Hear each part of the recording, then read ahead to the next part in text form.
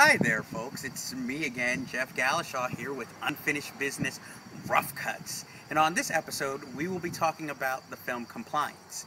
This film was directed by Craig Zobel, who previously had made the film The Great Wall of Sound. Now, I really enjoyed that film, and here he kind of sticks to his same style of almost like documentary detail where it doesn't even feel like a film.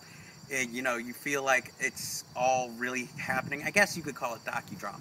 This film has a little bit of controversy because it's based on a true story.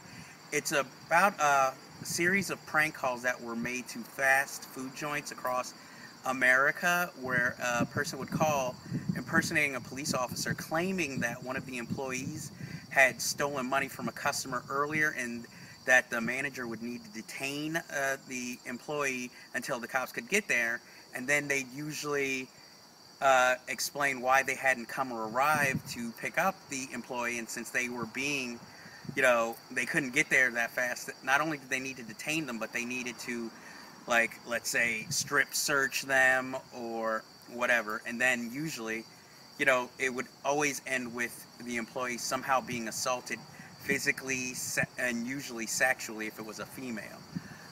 This film really, it is easy for this film to have fallen into exploitation because it starts getting into a little bit of more, power politics. But the interesting thing about the film is that how many regular citizens, when they think they're following orders from a police officer, kind of use that power and kind of pervert it, and basically I think somehow go with their deepest base instincts against probably what they would normally do, only because now they've been given the power. And what I liked about this film is that it just doesn't go straight into that. It pretty much shows you a previous relationship with the manager and the employee.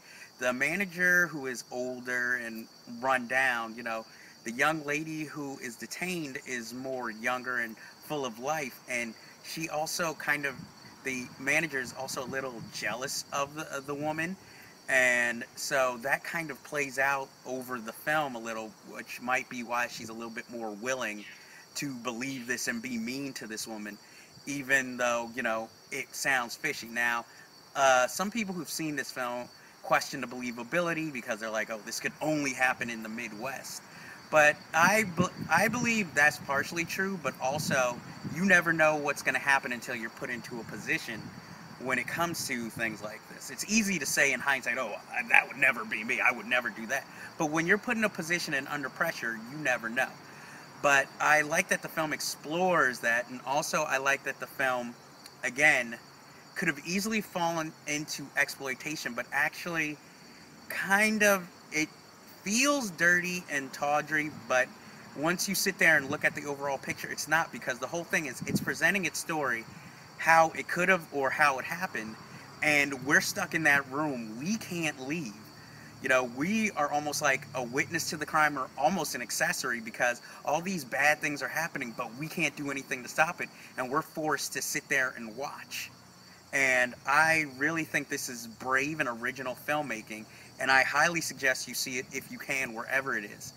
Also, I have to give Pat Healy, who was also in Craig Zobel's first film, The Great Wall of Sound, a lot of credit, because he is the prank caller, but he is just he's such a good actor. He's charismatic, but he is such a personification of evil that he's scary. And the thing is, he's not even a villain. He's not, somebody built on world domination. This is an actual human being, and we never really know why exactly he's doing this. We don't know if he's getting his kicks or if he just enjoys having the power anonymously and making these people do these horrible things to one another.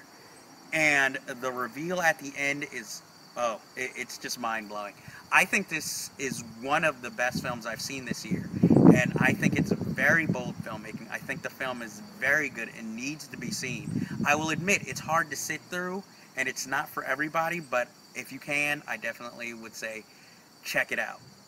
And that is enough for this episode, or that ends this episode. It's never enough. But, that finishes this business for this week, or this episode. But remember, there is always unfinished business out there to tackle. And I have to say, have you seen Scott Pilgrim versus the World? If not, why not? Because it's fucking awesome. And I also have to ask, have you seen The Perks of Being a Wallflower? If not, why not? Because it's fucking awesome.